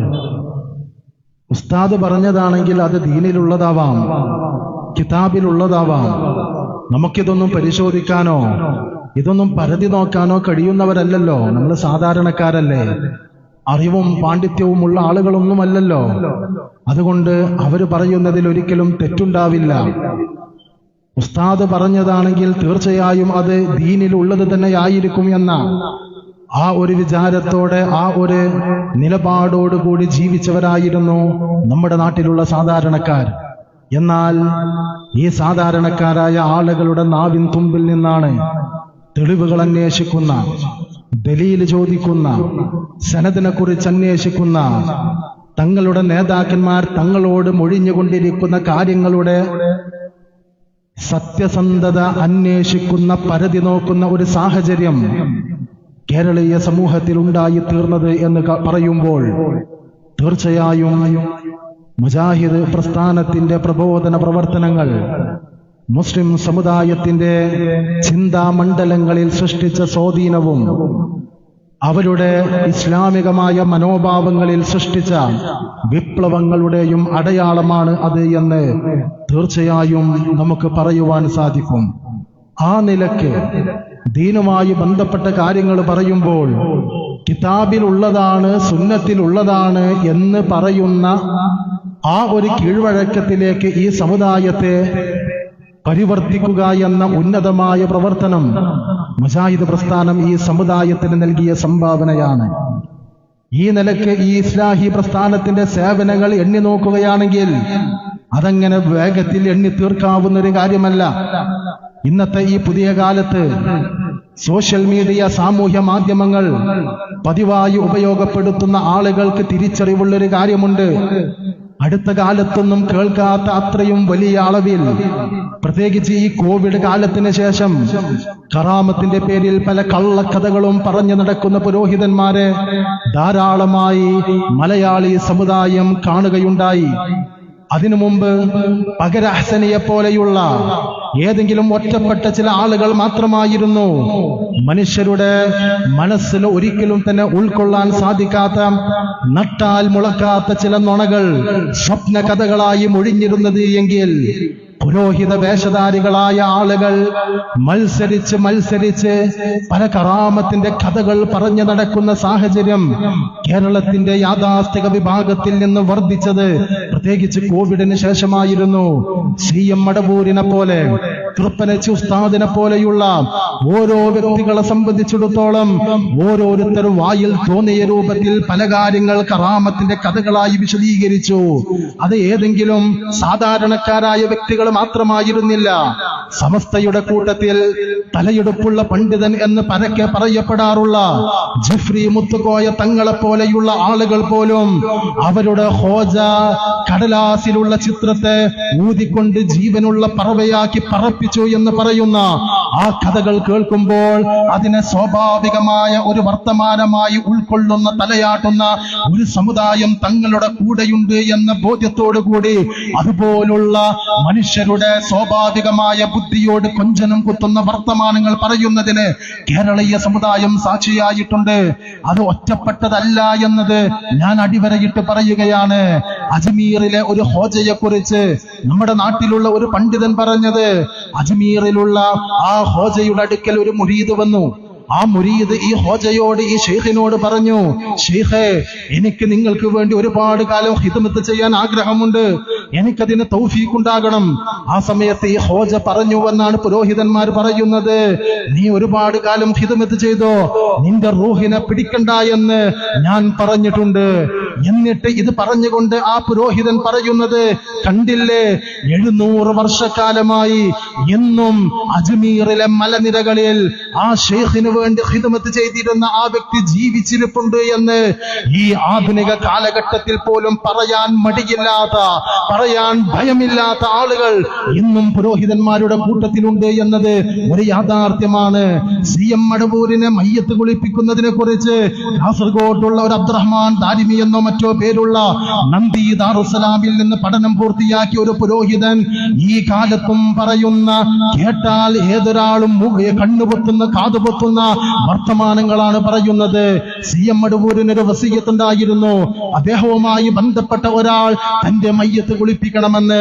CM മടവൂര് മരണപ്പെട്ടപ്പോൾ അദ്ദേഹത്തിന്റെ ജനാസ സംസ്കരണത്തിന്റെ ഭാഗമായി മയ്യത്ത് കുളിപ്പിക്കുമ്പോൾ CM മടവൂര് കണ്ണു തുറന്നത്രേ. എന്നിട്ട് അദ്ദേഹം നോക്കിയത്രേ, ഞാൻ വസിയ്യത്ത് ചെയ്ത വ്യക്തി തന്നെയല്ലേ എന്നെ കുളിപ്പിക്കാനുള്ളത്? അയാളുമില്ലേ? ഉണ്ട് എന്നറിഞ്ഞപ്പോൾ ആശ്വാസത്തോടു കൂടി അയാൾ കണ്ണടച്ചു കൊടുത്തു എന്ന് പോലും പറയുന്ന, ഞാനിത് പറയുന്നത് ഈ 2024 ഇതുപോലുള്ള മായാവി കഥകൾ പറയാൻ കേരളത്തിലെ പുരോഹിതന്മാർക്കൊരു മടിയുമില്ല. മുജാഹിദ് പ്രസ്ഥാനത്തിന്റെ പ്രവർത്തകർ, ഇസ്ലാഹി പ്രസ്ഥാനത്തിന്റെ പ്രബോധന രംഗം ഇത്തരത്തിലുള്ള പിഴച്ച ചിന്താഗതികൾക്കെതിരെ ശക്തമായ പ്രതിരോധം തീർത്തു. വിശുദ്ധ ഖുർആനിന്റെയും ആയത്തിന്റെയും വെളിച്ചത്തിൽ അന്ധവിശ്വാസങ്ങൾക്കെതിരെ ശക്തമായ നിലപാടുകൾ സ്വീകരിച്ചു. ആ നിലപാടുകൾക്കെതിരെ പ്രതിരോധം തീർക്കാൻ സാധിക്കാതെ ഒടുവിൽ കാന്തപുരം വിഭാഗത്തിലുള്ള ആളുകൾ പോലും ഒരു നിലപാട് മാറ്റത്തിന് തയ്യാറായി എന്നതിന്റെ ഒരു രേഖയാണ് എന്റെ കയ്യിലുള്ളത്. എന്റെ കയ്യിലുള്ള ഈ രേഖ AP വിഭാഗം സമസ്ത കേരള ജംഇയ്യത്തുൽ ഉലമ അവരുടെ പ്രബോധകന്മാർക്ക് വേണ്ടി ഒരുമിച്ച് കൂട്ടിയ അവരുടെ ഒരു കൗൺസിലിൽ അവരുടെ പ്രബോധകന്മാർക്ക് നൽകിയ ഒരു നിർദ്ദേശത്തിന്റെ ഒരു കോപ്പിയാണ്. അതിന്റെ 5-ാം പേജിൽ നിങ്ങൾക്ക് കാണാവുന്ന ഒരു വാചകമുണ്ട്. വിശ്വാസികളുടെ ബുദ്ധിക്ക് ഉൾക്കൊള്ളാൻ പ്രയാസപ്പെടുന്നതും സംശയങ്ങൾ ജനിപ്പിക്കുന്നതും സത്യമാണെന്ന് തെളിയിക്കാൻ കഴിയാത്തതും കേട്ടുകേൾവിയുടെ അടിസ്ഥാനത്തിലും സംസാരിക്കരുത്. ഇത് മുജാഹിദ് പ്രസ്ഥാനത്തിന്റെ സർക്കുലർ അല്ല. കാന്തപുരം വിഭാഗം കയറൂരിവിട്ട തങ്ങളുടെ പുരോഹിതന്മാർ ഓരോ മായാവി കഥകൾ പറഞ്ഞ് ഈ സമുദായത്തെ അന്ധവിശ്വാസങ്ങളിൽ നിന്ന് യുക്തിവാദത്തിലേക്ക് പറിച്ചു നടുമെന്ന് ഭയമുണ്ടായപ്പോൾ അവര് സ്വാഭാവികമായി നടത്തിയ ഇടപെടലിന്റെ രേഖയാണ്. അതിൽ പറയുന്ന മറ്റൊരു വാക്ക്, സർവ്വ സൃഷ്ടികളെയും നിയന്ത്രിക്കുന്ന വലിയ ആരാണ് മുദബ്ബിറുൽ ആലം, ആരാണ് മുദബ്ബിറുൽ അംർ, ഫൽ മുദബ്ബിറാത്തി അംറ എന്ന ആയത്തോതിയ സാക്ഷാൽ കാന്തപുരത്തിന് പോലും അത്തരത്തിലുള്ള വർത്തമാനങ്ങളുമായി മലയാളി സമുദായത്തിന്റെ മുമ്പിൽ വരാൻ പറ്റില്ല എന്ന് അവർക്ക് പോലും രേഖയായി എഴുതേണ്ടി വന്നു എന്നത് ഇതൊന്നും വെറുതെ ഉണ്ടായ മാറ്റമല്ല. ഇത് ഏതെങ്കിലും ഒരു ദിവസത്ത് ഒരു നല്ല ചിന്ത സ്വീകരിച്ചുകൊണ്ട് അവരെടുക്കുന്ന സ്വമേധയാ ഉള്ള തീരുമാനമല്ല. ഇസ്ലാഹി പ്രസ്ഥാനത്തിന്റെ പ്രബോധനത്തിന്റെ സൽഫലമാണ് എന്നാണ് സാന്ദർഭികമായി എനിക്ക് സൂചിപ്പിക്കുവാനുള്ളത്. പ്ലെയിനുകൾ മുഴുവൻ ഒരു വലിയ കണ്ണ് ചിമ്മിയാൽ കൂട്ടിയെടുക്കും തുടങ്ങിയ വാചകങ്ങൾ സംശയങ്ങൾ ജനിപ്പിക്കും. അതുകൊണ്ട് ഇതുപോലുള്ള മായാവി കഥകൾ പറയരുത് എന്ന് പകര അഹ്സനി മുതൽ താഴോട്ടുള്ള തങ്ങളുടെ കൂട്ടത്തിലുള്ള പുരോഹിതന്മാർക്ക് നിർദ്ദേശം കൊടുക്കേണ്ട അവസ്ഥ കാന്തപുരം വിഭാഗത്തിന് ഉണ്ടായിട്ടുണ്ട് എങ്കിൽ പറയണം നിങ്ങൾ. ഇസ്ലാഹി പ്രസ്ഥാനത്തിന്റേത് കപട നവോത്ഥാനമാണോ? മുജാഹിദ് പ്രസ്ഥാനത്തിന്റെ നന്മകൾ നിങ്ങൾക്ക് നിരാകരിക്കാൻ കഴിയുമോ? ഇല്ല എന്നതിന്റെ രേഖയാണ് ഇതുപോലുള്ള വ്യത്യസ്തമായ സംഘടനയുടെ പരിവർത്തനങ്ങളും പരിണാമങ്ങളുമെന്ന് ഞാൻ നിങ്ങളോട് സൂചിപ്പിക്കുകയാണ്. ഇസ്ലാഹി പ്രസ്ഥാനത്തെ സംബന്ധിച്ചിടത്തോളം ഈ മാറ്റങ്ങൾക്ക് അവർ തയ്യാറാകുന്നു എന്നത് തീർച്ചയായും ഞങ്ങൾക്ക് സന്തോഷമാണ്. പക്ഷെ ആളുകൾ തിരിച്ചറിയണം, ഈ മാറ്റങ്ങൾക്ക് പിന്നിൽ നിരന്തരമായ ത്യാഗത്തിന്റെയും കഷ്ടപ്പാടിന്റെയും ഏടുകളുണ്ട്. ഞാനൊരു ഉദാഹരണം പറയാം. സ്ത്രീധനം എന്ന മാമൂല്, സ്ത്രീധനം എന്ന ദുരാചാരം ഒരുപക്ഷെ ഇന്നത്തെ മുസ്ലിം സമുദായത്തിൽ, പ്രത്യേകിച്ച് ഈ മലബാർ പ്രവിശ്യയിലുള്ള ആളുകൾക്ക് കല്യാണത്തിന് എനിക്ക് സ്ത്രീധനം വേണമെന്ന് പരസ്യമായി പറയാൻ അത്രയൊന്നും ഊറ്റമില്ലാത്ത ഒരു കാലമാണ്. പക്ഷേ ഒരു 10, 15, 20 വർഷങ്ങൾക്ക് മുമ്പ് പോലും എന്തായിരുന്നു നമ്മുടെ നാട്ടിലുള്ള അവസ്ഥ? സ്ത്രീധനം എന്ന മാമൂല് വിവാഹത്തിന്റെ അടിസ്ഥാന ഷർത്തായിരുന്ന ഒരു കാലമുണ്ടായിരുന്നു. അത് നാട്ടു നടപ്പായി ആരെങ്കിലും ചെയ്തതായിരുന്നില്ല. പേരോട് അബ്ദുറഹ്മാൻ സഖാഫിയെ പോലുള്ളവർ വിശുദ്ധ ഖുർആനിലെ ആയത്തുകൾ ഓതി സ്ത്രീധനം വാങ്ങുന്നതിന് എന്താ കുഴപ്പമെന്ന് ചോദിച്ചൊരു കാലം 15 വർഷങ്ങൾക്കിപ്പുറത്ത് കേരളത്തിലെ മുസ്ലിം സമുദായത്തിന്റെ അനുഭവമാണ്. എന്നാൽ ഇന്ന് പേരോടിന്റെ ശിഷ്യരെ പോലുള്ള ഏതെങ്കിലും ഒരാൾക്ക് അന്ന് അവർ ദുർവ്യാഖ്യാനിച്ചിരുന്ന വിശുദ്ധ ഖുർആനിന്റെ ആയത്തുകൾ എടുത്തുദ്ധരിച്ചുകൊണ്ട് ഈ മുസ്ലിം സമുദായത്തിന്റെ നവോത്ഥാനത്തിന്റെ വാഹകർ ഞങ്ങളാണെന്ന് അവകാശപ്പെട്ടുകൊണ്ട് സ്ത്രീധനത്തിന് അനുകൂലമായി 15 വർഷം മുമ്പ് പറഞ്ഞതുപോലെ പറയാൻ സാധിക്കുമോ എന്ന് ചോദിച്ചാൽ അവർ അറച്ചു നിൽക്കും എന്നത് ഒരു യാഥാർത്ഥ്യമാണ്. പക്ഷെ മുജാഹിദുകളെ സംബന്ധിച്ചിടത്തോളം കാലം അനുകൂലമായപ്പോൾ, സമുദായത്തിന്റെ മനസ്സ് നന്നായപ്പോൾ ഇത്തരം വിഷയങ്ങളിൽ നിലപാട് സ്വീകരിച്ചവരല്ല. ഈ കാന്തപുരത്തെ പോലെ പേരോടിനെ പോലെയുള്ള തലമുതിർന്ന പണ്ഡിതന്മാർ വിശുദ്ധ ഖുർആനിൽ ആയത്തുകൾ വാക്കുകൾ ഉദ്ധരിച്ച് ഇതുപോലുള്ള നാട്ടാചാരങ്ങൾക്ക് വേണ്ടി, ദുരാചാരങ്ങൾക്ക് വേണ്ടി കുടിപിടിച്ച കാലത്ത് മുജാഹിദ് പ്രസ്ഥാനം സ്ത്രീധനത്തിനെതിരെ നിലപാട് സ്വീകരിച്ചു. പണമായോ പണ്ടമായോ പറമ്പായോ വിസയായോ ജോലി വാഗ്ദാനമായോ ഒരു രൂപത്തിലും സ്ത്രീധനം വാങ്ങരുത് എന്ന് മാത്രമല്ല, സ്ത്രീധനം വാങ്ങുന്ന വിവാഹത്തിൽ പങ്കെടുക്കില്ല എന്നും അതിലേക്ക് ഞങ്ങളെ ക്ഷണിക്കരുത് എന്ന ആർജവമുള്ള നിലപാട് സ്വീകരിച്ചവരായിരുന്നു കേരളത്തിലെ മുജാഹിദ് പ്രസ്ഥാനം. ചില ആളുകളൊക്കെ വിചാരിച്ചത് മുജാഹിദ് പ്രസ്ഥാനം തൗഹീദ് അല്ലാത്തതൊക്കെ പറയുന്നത് നല്ല കാലത്താണ്, അതൊക്കെ ആളുകൾ പറഞ്ഞപ്പോൾ തന്നെ സ്വീകരിച്ചു എന്നാണ്. ഒരിക്കലും അങ്ങനെയല്ല. ഇസ്ലാഹി പ്രസ്ഥാനം പറഞ്ഞു വെച്ച ഏതൊരു കാര്യവും ആദ്യത്തിൽ എതിർക്കപ്പെടുകയും പിന്നീട് സമുദായം അംഗീകരിക്കുകയും ചെയ്തതാണ്. മുജാഹിദ് പ്രസ്ഥാനത്തെ സംബന്ധിച്ചിടത്തോളം പൾസ് നോക്കി, ആളുകളുടെ വികാരം നോക്കി, സമുദായത്തിന്റെ പ്രതികരണം എന്തായിരിക്കാം എന്ന് ചിന്തിച്ചുകൊണ്ടല്ല ഒരു വിഷയത്തിൽ നിലപാടെടുക്കുന്നത്. ആളുകളെ ആനന്ദിപ്പിക്കുന്ന, ആളുകൾക്ക് സംതൃപ്തി നൽകുക എന്ന ഉദ്ദേശത്തോടു കൂടിയല്ല ഞങ്ങൾ ഒരു വിഷയത്തിൽ നിലപാട് പറയാറുള്ളത്. വിശുദ്ധ ഖുർആനിന്റെയും സ്വഹീഹായ ഹദീസിന്റെയും അടിസ്ഥാനത്തിലാണ് ഏതൊരു വിഷയത്തിലും ഇസ്ലാഹി പ്രസ്ഥാനം നിലപാടുകൾ സ്വീകരിക്കാറുള്ളത്. സ്ത്രീധനം മുതൽ ഏതൊരു വിഷയത്തിലും അതാണ് ഈ പ്രസ്ഥാനത്തിന്റെ കാഴ്ചപ്പാട്. അതിന്റെ ഒരു ഉദാഹരണമാണ് 90കളിൽ ലോകത്ത് മുസ്ലിം സമുദായത്തിൽ വലിയ ചർച്ചയായിരുന്ന കുവൈത്ത് ഇറാഖ് യുദ്ധം. കുവൈത്ത് ഇറാഖ് യുദ്ധത്തിന്റെ കാലത്ത് സദ്ദാം ഹുസൈൻ ഒരു ജ്വരമായിരുന്നു. ഈ താനൂര് പരിസരത്ത് സദ്ദാം ബീച്ച് എന്ന പേരിൽ ബീച്ചുണ്ട്. കേരളത്തിൽ സദ്ദാം നഗറുകൾ ഉണ്ടായി, സദ്ദാം പോസ്റ്റുകൾ ഉണ്ടായി. 90കളിൽ ജനിച്ചു വീണ ആൺകുട്ടികൾക്ക് സദ്ദാം ഹുസൈൻ എന്ന അഭിമാനത്തോടെ പേര് നൽകിയ ഉപ്പമാർ കേരളത്തിന്റെ മണ്ണിലുണ്ടായിരുന്നു. സദ്ദാം ഹുസൈന്റെ അധിനിവേശം രാജ്യങ്ങൾക്കിടയിൽ നിലനിൽക്കുന്ന സമാധാനപൂർണമായ കരാറുകളെ ചോദ്യം ചെയ്തും വെല്ലുവിളിച്ചും കുവൈത്തിന്റെ മണ്ണിൽ അധിനിവേശം നടത്തിയപ്പോൾ, അതൊരു യുദ്ധമായി മാറിയപ്പോൾ പല ആളുകളും നിലപാട് പറയാൻ ഭയപ്പെട്ടു, പല ആളുകളും നിലപാട് പറയാൻ അറച്ചു നിന്നു. എന്നാൽ സദ്ദാം ഹുസൈൻ ചെയ്യുന്ന പ്രവർത്തനം അത് തീർച്ചയായും മാനവ വിരുദ്ധമാണ്, മതവിരുദ്ധമാണ് എന്ന് ഒരുപക്ഷെ ലോകത്താദ്യമായി പറഞ്ഞത് കെപിയെ പോലെയുള്ള ഇസ്ലാഹി പ്രസ്ഥാനത്തിന്റെ ദീർഘവീക്ഷണമുള്ള പണ്ഡിതന്മാരായിരുന്നു. അന്ന് മുജാഹിദ് പ്രസ്ഥാനം ഈ നിലപാട് പറഞ്ഞപ്പോൾ നമ്മുടെ നാട്ടിലെ മതരാഷ്ട്രവാദികളായ ആളുകൾ അവരുടെ ലേഖനങ്ങളിലും അവരുടെ എഴുത്തുകളിലും ആവർത്തിച്ച് എഴുതിയിരുന്ന ചില വാചകങ്ങളുണ്ട്. സദ്ദാം കുവൈത്തിനെ ആക്രമിക്കുമ്പോൾ കുവൈത്തിന് വേണ്ടി ലോകത്ത് ശബ്ദിക്കുന്നത് അമേരിക്കയാണ്. ആ അമേരിക്കയുടെ സഹായമാണ് കേരളത്തിലെ വഹാബികൾ സ്വീകരിക്കുന്നത്. മുജാഹിദുകളുടെ പണിതീരാത്ത പള്ളികളുടെ മിനാരങ്ങൾ ചൂണ്ടിക്കാണിച്ച് നിങ്ങൾക്ക് ഇത്തരത്തിലുള്ള വിദേശ സഹായം ലഭിക്കാൻ വേണ്ടിയാണ് സദ്ദാമിനെതിരെ നിലപാട് സ്വീകരിക്കുന്നത് എന്ന് പറഞ്ഞ കാലഘട്ടം കേരളത്തിൽ ഉണ്ടായിട്ടുണ്ട്. എന്നാൽ ഇന്നത്തെ ഈ അവസ്ഥയിൽ, ഈ 2024 അന്ന് മുജാഹിദ് പ്രസ്ഥാനത്തിന്റെ മുമ്പിൽ പ്രതിരോധം തീർത്ത ഏതെങ്കിലും ഒരാൾക്ക് സദ്ദാം ഹുസൈൻ കുവൈത്തിൽ നടത്തിയ അധിനിവേശം അത് ലോകത്ത് സ്വീകാര്യമായ നടപടിക്രമമാണ്, ഭൗതികമായും മതപരമായും പ്രശ്നമില്ലാത്തതാണെന്ന് പറയാൻ കേരളത്തിലുള്ള ഏതെങ്കിലും ഒരു വ്യക്തിക്ക്, പണ്ഡിതന് സാധിക്കുമോ എന്ന് ചോദിച്ചാൽ അവർക്കൊരിക്കലും അത് സാധിക്കില്ല എന്നതൊരു വസ്തുതയാണ്. ഇതൊരു സദ്ദാം മാത്രമല്ല, സാക്ഷാൽ ഉസാമ ബിൻ ലാദനെ ഒരു ആരാധനാമൂർത്തിയെ പോലെ പരിചയപ്പെടുത്തിയ ഒരു വീര പരിവേഷം അദ്ദേഹത്തിന് ചാർത്തി കൊടുത്തത് കേരളത്തിലെ യാഥാസ്ഥിക വിഭാഗമാണ്. സെൻസിംഗിന്റെ കവർ ചിത്രങ്ങൾ, സെൻസിംഗിലുള്ള പ്രധാനപ്പെട്ട ഉള്ളടക്കങ്ങൾ കാന്തപുരത്തെ ഉസാമ ബിൻ ലാദനെ വാഴ്ത്തിപ്പാടുന്ന വരികളായിരുന്നു. എന്നാൽ ഇന്ന് ഉസാമ ബിൻ ലാദനെ കുറിച്ച് അങ്ങനെ പറയാൻ, ആ കാലഘട്ടത്തിലെ ചരിത്രത്തെ ന്യായമായി പറഞ്ഞുകൊണ്ട് പറയാൻ ഇരുവിഭാഗം സമസ്തക്ക് സാധിക്കുമോ എന്ന് ചോദിച്ചാൽ അവർക്ക് സാധിക്കുകയില്ല.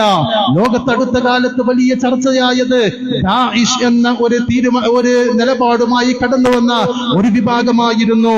IS എന്ന പേരിലുള്ള ഒരു തീവ്രവാദ സംഘം, ഒരു ഭീകരവാദ സംഘം. ആരാണവരുടെ പിന്നിൽ? എല്ലാം നിഗൂഢമാണ്. പക്ഷെ IS പോലെയുള്ള ഭീകരവാദ ചിന്താഗതിക്കാർ കടന്നു കടന്നു വന്നപ്പോൾ കേരളത്തിന്റെ മണ്ണിൽ ആദ്യമായി ഒന്നാമതായി ദാഇശ് എന്ന ഈ ISIS അത് മതവിരുദ്ധമാണ്, മാനവവിരുദ്ധമാണെന്ന് ആദ്യമായി പറഞ്ഞത് ഇസ്ലാഹി പ്രസ്ഥാനത്തിന്റെ പണ്ഡിതന്മാരായിരുന്നു. ഇങ്ങനെ ഓരോ വിഷയങ്ങളിലും മുജാഹിദ് പ്രസ്ഥാനത്തെ സംബന്ധിച്ചിടത്തോളം ഒരു നിലപാട് പറയുമ്പോൾ നാട്ടുനടപ്പിനെതിരാണോ, സമുദായത്തിന്റെ വികാരത്തിനെതിരാണോ, അവിടുത്തെ പൾസുകൾക്കെതിരാണോ എന്ന് നോക്കുന്ന ഒരു ശൈലി ഈ പ്രസ്ഥാനത്തിന് ഇല്ല എന്ന് സൂചിപ്പിക്കുവാനാണ് ഞാനത് പറയുന്നത്. മറ്റൊരു വിഷയം, കേരളത്തിൽ ഇന്ന് മുസ്ലിം സമുദായത്തിന് നിഷേധിക്കാനോ മാറ്റി നിർത്താനോ സാധിക്കാത്ത ഒന്നാണ് വിശുദ്ധ ഖുർആനിന്റെ പരിഭാഷകൾ. വിശുദ്ധ ഖുർആനിന്റെ പരിഭാഷകൾ എന്നത് ഇന്നത്തെ കാലത്ത് എല്ലാ വീടുകളിലും ഉണ്ടാവേണ്ടതാണ് എന്ന് പറയുന്ന സാഹചര്യമാണ്. അടുത്ത കാലത്ത് ഒരുപക്ഷെ ഇവിടെയുള്ള ആളുകൾക്ക് ലഭിച്ചിട്ടുള്ള ഒരു മെസ്സേജ് ആയിരിക്കാം, വാട്സപ്പ് സന്ദേശമായിരിക്കാം, കേരളത്തിലുള്ള യാഥാസ്ഥിക വിഭാഗത്തിന്റെ ഒരു വ്യക്തികൾ മാർക്കറ്റിംഗിന്റെ ഭാഗമായി പ്രചരിപ്പിച്ചു കൊണ്ടിരിക്കുന്ന ഒരു സന്ദേശം. ഈ ഗ്രന്ഥം വീടിന് അഭിമാനം, തലമുറക്ക് അമൂല്യനിധി. വിൽപ്പനയിൽ വിപ്ലവം സൃഷ്ടിച്ച വിശുദ്ധ ഖുർആൻ വ്യാഖ്യാനം നിങ്ങളുടെ വീട്ടിലില്ലെങ്കിൽ സ്വന്തമാക്കാൻ ഒരു സുവർണാവസരം കൂടി. ഷാഫി സഖാഫി മുണ്ടമ്പ്ര, യൂസുഫ് ഫൈസി കാഞ്ഞിരപ്പുഴ, ഹാഫിസ് സഖാഫി പന്നൂർ, അബ്ദുൽ മജീദ് ഫൈസി തുടങ്ങിയവരുടെ നേതൃത്വത്തിൽ പുറത്തിറങ്ങിയ ഖുർആൻ വ്യാഖ്യാനത്തിൽ സവിശേഷതകൾ ഒട്ടേറെ. മുഴുവൻ സൂറത്തുകളും അവയുടെ ആശയാർത്ഥങ്ങളും പ്രധാന സ്ഥലങ്ങളിൽ വിശദീകരണങ്ങളുമായി സമ്പന്നം. 1000-ലധികം പേജുകൾ ഈ മഹൽ ഗ്രന്ഥം നിങ്ങളുടെ വീട്ടിലും ഉണ്ടായിരിക്കട്ടെ. കാന്തപുരം വിഭാഗമാവട്ടെ, EK വിഭാഗമാകട്ടെ, ഇന്ന് വിശുദ്ധ ഖുർആനിന്റെ പരിഭാഷകളുടെ മാർക്കറ്റിംഗുമായി നിങ്ങൾ നടക്കുമ്പോൾ 80കളിലും 90കളിലും വിശുദ്ധ ഖുർആനിന്റെ പരിഭാഷയുമായി ബന്ധപ്പെട്ട് നിങ്ങൾ ഈ സമുദായത്തെ ചൊല്ലി പഠിപ്പിച്ചത് എന്തായിരുന്നു എന്ന് ഇന്ന് നിങ്ങൾക്ക് വിസ്തരിക്കുവാൻ സാധിക്കുമോ? കേരളത്തിൽ അറിയപ്പെട്ട ഒരു പണ്ഡിതൻ മർഹൂം EK ഹസൻ മുസ്ലിയാർ, അദ്ദേഹത്തിന്റെ പ്രസിദ്ധമായ ഒരു കൃതി തഹ്ദീറുൽ ഇഖ്വാൻ മിൻ തർജമത്തിൽ ഖുർആൻ എന്നാണ്. വിശുദ്ധ ഖുർആനെ പരിഭാഷപ്പെടുത്തുന്നതിൽ നിന്ന് സഹോദരന്മാരെ താക്കീത് ചെയ്യുന്ന കൃതി എന്നാണ്. ആരാണിത് എഴുതിയത്? ആരാണിതിന് പ്രചാരം നൽകിയത്? EK ഹസൻ മുസ്ലിയാരെ പോലെ, EK അബൂബക്കർ മുസ്ലിയാരെ പോലെ, AP അബൂബക്കർ മുസ്ലിയാരെ പോലെ, മൗലാന നജീബ് മുസ്ലിയാരെ പോലുള്ള ആളുകൾ അവരുടെ വലിയ വീരവാദമായി പറഞ്ഞത് വിശുദ്ധ ഖുർആനിന്റെ പരിഭാഷ പാടില്ല എന്നാണ്. മാത്രമല്ല മുഹമ്മദ് മുസ്ലിയാർ, KV മുഹമ്മദ് മുസ്ലിയാർ കൂറ്റനാട് ഒരു പരിഭാഷ രചിച്ചപ്പോൾ അത് കുഫ്രി പരിഭാഷയാണെന്ന് സമർത്ഥിച്ചത് സമസ്തയുടെ അന്നത്തെ ആദരണീയരായ നേതാക്കന്മാരായിരുന്നു. ഒരു കാലഘട്ടത്തിൽ ഒരു സമുദായത്തോട് ഒരു കാര്യം പറയുക, ആ നിലപാടിൽ നിന്ന് സമുദായം ബഹുദൂരം മാറിപ്പോവുക എന്ന് മാത്രമല്ല, പിന്നീട് ആ പ്രവർത്തനങ്ങളുടെ മുൻനിരയിലേക്ക് കടന്നു വരിക. ഇതെന്താ കഥ? ഒരു പണ്ഡിതൻ, ഒരു സംഘടന, ഒരു പ്രസ്ഥാനം ഒരു സമുദായത്തോട് പറയുന്ന പ്രമേയത്തെ അവർ തന്നെ നിരാകരിക്കുന്ന സാഹചര്യം എങ്ങനെ ഈ സമുദായത്തിൽ ഉണ്ടായി? വിശുദ്ധ ഖുർആനിന്റെ പരിഭാഷകൾ, വിശുദ്ധ ഖുർആനിന്റെ ആശയം പഠിക്കൽ അനിവാര്യമാണെന്ന് ഈ സമുദായത്തെ ബോധ്യപ്പെടുത്തിക്കൊണ്ട് പരിഭാഷകളും വ്യാഖ്യാന ഗ്രന്ഥങ്ങളും മലയാളി സമുദായത്തിന് സമ്മാനിച്ചവരാണ് ഇസ്ലാഹി പ്രസ്ഥാനം. ഇന്ന് കേരളത്തിൽ മലയാളത്തിലുള്ള പരിഭാഷകളുടെ ചരിത്രം പരിശോധിച്ചാൽ 40ഓളം വിശുദ്ധ ഖുർആനിന്റെ മലയാള പരിഭാഷകൾ ഇറങ്ങിയതായി കേരളത്തിന്റെ 1.5 നൂറ്റാണ്ടിന്റെ ചരിത്രം പരതിയാൽ നമുക്ക് കാണുവാൻ സാധിക്കും. ഇവിടുത്തെ യാഥാസ്ഥിക വിഭാഗം എതിർത്ത ഈ വിഷയം ഈ യാഥാസ്ഥികർക്ക് പോലും നടത്താൻ സാധിക്കാതെ ഈ ഗ്രന്ഥം വീടിന് അഭിമാനമെന്ന് പറഞ്ഞ് തക്ഫീരി പരിഭാഷ എന്ന് KV കൂറ്റനാടിന്റെ പരിഭാഷയെക്കുറിച്ച് പറഞ്ഞവരുടെ പിന്മുറക്കാർ പറഞ്ഞു വെച്ചതിന് വിരുദ്ധമായി പുതിയ ആശയത്തിന്റെ വക്താക്കളായി മാറിയിട്ടുണ്ട് എങ്കിൽ തീർച്ചയായും അതിന്റെ കാരണക്കാർ ഇസ്ലാഹി പ്രസ്ഥാനമാണ്, ഈ പ്രസ്ഥാനത്തിന്റെ പ്രവർത്തന സ്വാധീനങ്ങളാണ് എന്നാണ് എനിക്കതിനെ കുറിച്ച് സൂചിപ്പിക്കുവാനുള്ളത്. ഇങ്ങനെ ഓരോ വിഷയങ്ങൾ, പക്ഷെ ഈ വിഷയങ്ങൾ പറയുമ്പോൾ എനിക്കൊരു കാര്യം കൂടി ബോധ്യപ്പെടുത്താനുണ്ട്. മുജാഹിദ് പ്രസ്ഥാനത്തെ സംബന്ധിച്ചിടത്തോളം ഞങ്ങൾ ഈ സമുദായത്തോട് പറയുന്ന കാര്യം ഏതെങ്കിലും ഒരു പണ്ഡിതൻ പറഞ്ഞു വെച്ചു എന്ന നിലക്കൊരു കാര്യം പറയുകയല്ല. ഞങ്ങളുടെ നേതാക്കന്മാര് പണ്ഡിതന്മാര് യോഗം കൂടി ഏതെങ്കിലുമൊക്കെ വിഷയങ്ങൾ പഠിച്ച് തീരുമാനിച്ച് കണ്ടെത്തി അതിന് ജനങ്ങളോട് പറയാം എന്ന് പറഞ്ഞുകൊണ്ട് പറയുകയല്ല. അള്ളാഹുവിന്റെ കലാമായ വിശുദ്ധ ഖുർആനും സ്വഹീഹായ ഹദീസും അത് ഉദ്ധരിച്ചുകൊണ്ട് സ്വഹാബിമാർ എങ്ങനെ ദീന് മനസ്സിലാക്കി എന്ന മാനദണ്ഡത്തിൽ ഈ ദീനിനെ പറഞ്ഞു കൊടുക്കുക, പഠിപ്പിച്ചു കൊടുക്കുക, ഈ ഒരു നയമാണ് മുജാഹിദുകൾ സ്വീകരിക്കുന്നത്. സ്വാഭാവികമായും ആളുകൾക്ക് സംശയമുണ്ടാകും. ലോകത്തറിയപ്പെട്ട പണ്ഡിതന്മാർ, നക്ഷത്ര ശോഭയുള്ള പണ്ഡിതന്മാർ, മഹാന്മാരായ ഇമാമിയങ്ങൾ, മുഹദ്ദിസുകൾ, അവരെ കുറിച്ച് എന്താണ് നിങ്ങളുടെ അഭിപ്രായം? അവരൊക്കെ അറിവില്ലാത്തവരാണെന്നാണോ? അവർക്കൊന്നും ദീന് തിരിഞ്ഞിട്ടില്ലെന്നാണോ അവരോട് മുജാഹിദുകൾ പറയുന്നത്? മുഹമ്മദ് നബി സല്ലല്ലാഹു അലൈഹി വസല്ലമ മാത്രമാണ് തെറ്റുപറ്റാത്ത മഅസൂമായ, യാതൊരു ഉപാധിയുമില്ലാതെ നമ്മൾ പിൻപറ്റപ്പെടേണ്ട വ്യക്തിത്വമായിട്ടുള്ളൂ. ലോക ചരിത്രത്തിൽ 14 നൂറ്റാണ്ടുകളിൽ ഇനി ഖിയാമത്ത് നാൾ വരെ മുസ്ലിം സമുദായത്തിന് ഏതെങ്കിലും ഒരു വ്യക്തിയുടെ വാക്കുകൾ ചോദ്യം ചെയ്യാതെ സ്വീകരിക്കണമെങ്കിൽ അത് മുഹമ്മദ് നബി സല്ലല്ലാഹു അലൈഹി വസല്ലമയുടേത് മാത്രമാണ്. മറ്റുള്ള വ്യക്തികളുടെ കാര്യം മഹാനായ ഇമാം മാലിക് റഹിമഹുല്ലാ മദീനയിൽ പ്രവാചകന്റെ ഖബറിന്റെ ചാരത്ത് നിന്ന് പ്രവാചകന്റെ ഖബർ ചൂണ്ടിക്കാണിച്ചുകൊണ്ട് പറഞ്ഞൊരു വാചകമുണ്ട്: മുഹമ്മദ് നബി അല്ലാത്ത ഏതൊരാളും അവർ പറയുന്ന സംസാരങ്ങളിൽ സ്ഖലിതങ്ങൾ ഉണ്ടാകാം, സ്വീകരിക്കാവുന്നതും നിരാകരിക്കാവുന്നതും ഉണ്ടാകാം. എന്നാൽ മുഹമ്മദ് നബി സല്ലല്ലാഹു അലൈഹി വസല്ലം അബദ്ധം പിണയാത്ത, സ്ഖലിതങ്ങൾ സംഭവിക്കാത്ത, അബദ്ധം പറ്റാത്ത നായകനാണ്. മുഹമ്മദ് നബിക്ക് മാത്രമാണ്, പ്രവാചകനെ മാത്രമേ നിരുപാധികമായി നമ്മൾ പിൻപറ്റേണ്ടതുള്ളൂ എന്നാണ് ഇമാം മാലിക് റഹിമഹുല്ല പറഞ്ഞത്. ആ ഇമാം മാലിക് റഹിമഹുല്ലയുടെ നിലപാടിലാണ് ഇസ്ലാഹി പ്രസ്ഥാനം.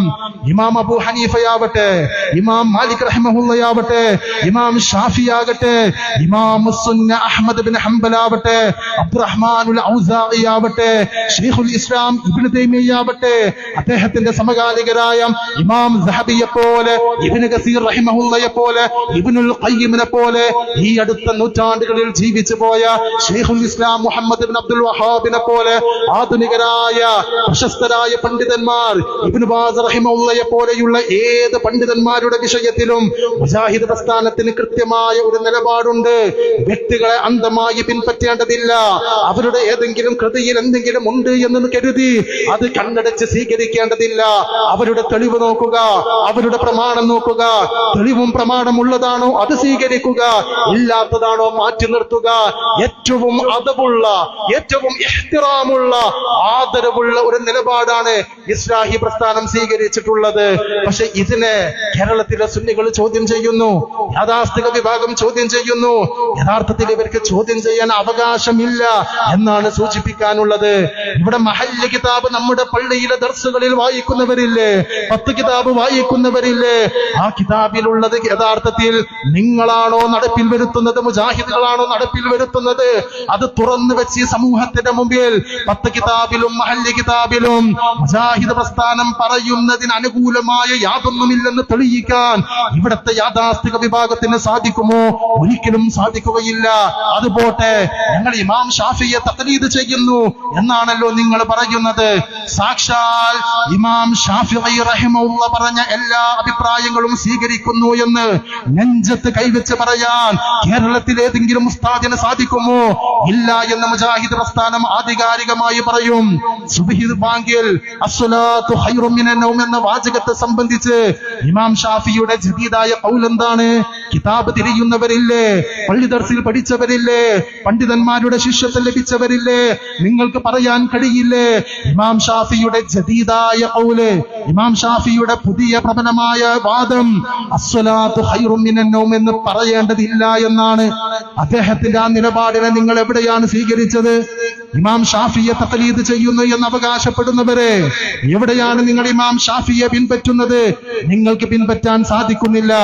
നിങ്ങളെ സംബന്ധിച്ചിടത്തോളം ഇമാമിങ്ങളോടുള്ള സ്നേഹം അത് യഥാർത്ഥത്തിൽ ജനങ്ങളെ പൊട്ടീസാക്കാനുള്ള ഒരു മറ മാത്രമാണ്. തീർന്നില്ല. ഇമാം ഷാഫിയുടെ തന്നെ വാചകങ്ങൾ പരിശോധിക്കുക. മരിച്ചിടത്ത് ഖുർആൻ ഓതി അതിന്റെ സവാബ് ഹദിയ ചെയ്യുന്നതിനെ കുറിച്ച് എന്താണ് ഇമാം ഷാഫിയുടെ നിലപാട്? അതിന്റെ സവാബ് ഹദിയ ചെയ്താൽ മരിച്ചവർക്ക് അതിന്റെ ഗുണം ലഭിക്കില്ലെന്ന് പറഞ്ഞത് ഇമാം ഷാഫിഈ റഹിമഹുള്ളയാണ്.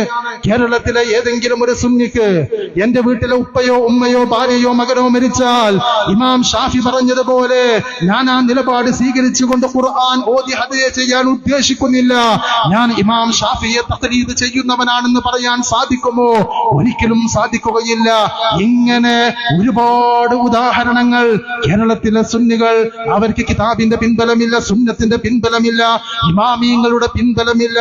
ഇന്നലകളുടെ കഴിഞ്ഞ കാലത്ത് സുന്നി യാഥാസ്ഥിക പണ്ഡിതന്മാരുടെ നിലപാടുകളുടെ പോലും പിൻബലമില്ല എന്നതിനാണ് ഞാൻ ഈ ചരിത്രവും ഈ സംഭവങ്ങളും വിശദീകരിക്കുന്നത്.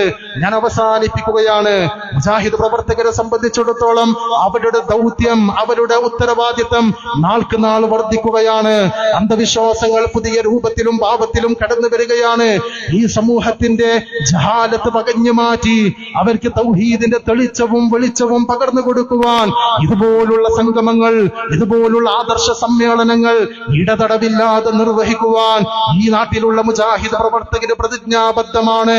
ഞാൻ എന്റെ ആമുഖത്തിൽ സൂചിപ്പിച്ചതുപോലെ ഡൽഹിയിലെ ബാബരി മസ്ജിദ് മുതൽ ഷാഹി ഈദ്ഗാഹ് അടക്കമുള്ള വിവിധ ചരിത്ര പ്രാധാന്യമുള്ള പ്രവിശ്യകളിൽ പലതരത്തിലുള്ള പ്രയാസങ്ങൾ കടന്നു വരുമ്പോഴും മുജാഹിദ് പ്രസ്ഥാനത്തെ സംബന്ധിച്ചിടത്തോളം പ്രബോധന പ്രവർത്തനം ഏറ്റവും വലിയ ഉത്തരവാദിത്തമാണ്. സാക്ഷാൽ ഫറോവ ഭരിച്ചപ്പോഴും പ്രവാചകൻ മൂസാ നബി അലൈഹിസ്സലാം ദഅവത്ത് നിർത്തിവെച്ചിട്ടില്ല. നമ്രൂദ് രാജാവിന്റെ മർക്കട മുഷ്ടിയുടെ മുമ്പിൽ ഇബ്രാഹിം നബി ഈ തൗഹീദ് പ്രബോധനം നിർത്തിവെച്ചിട്ടില്ല. ഒരു നാട്ടിൽ നിന്ന് പടിയടച്ച് പിണ്ടം വെക്കപ്പെട്ടവരെ പോലെ ഹിജ്റ ചെയ്ത മുസ്ലിം സമുദായം അബസീനിയ എന്ന ഒരു ക്രൈസ്തവ സ്വഭാവത്തിൽ കടന്നുപോയ ഒരു നാട്ടിലെത്തിയപ്പോൾ അവിടെയും ദഅവത്ത് നിർത്തിവെച്ചിട്ടില്ല.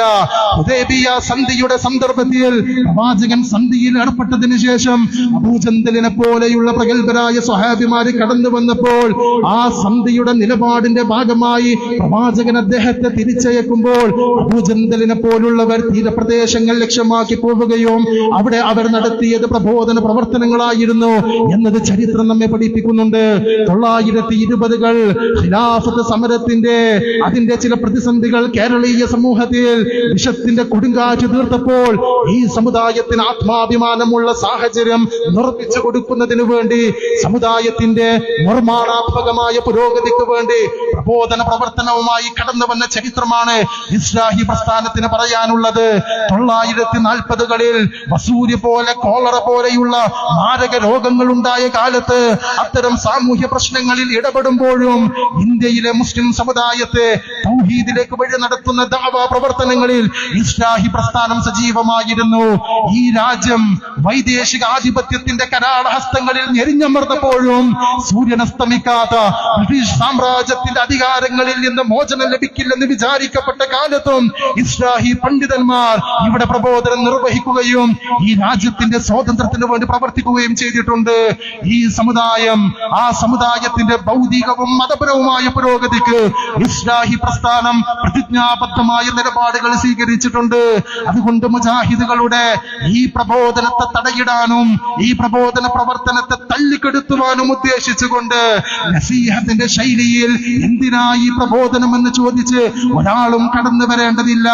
നിങ്ങളുടെ നന്മക്ക്, ഈ സമുദായത്തിന്റെ നന്മക്ക്, ഞങ്ങളുടെ നന്മക്ക്, നമ്മുടെ ഒക്കെ പാരത്രിക മോക്ഷത്തിനാണ് ഇസ്ലാഹി പ്രസ്ഥാനത്തിന്റെ പ്രബോധന പ്രവർത്തനങ്ങൾ എന്ന് മാത്രം സൂചിപ്പിച്ചുകൊണ്ട് ഞാൻ എന്റെ വാക്കുകൾ ഉപസംഹരിക്കുകയാണ്. വൽഹംദുലില്ലാഹി റബ്ബിൽ ആലമീൻ.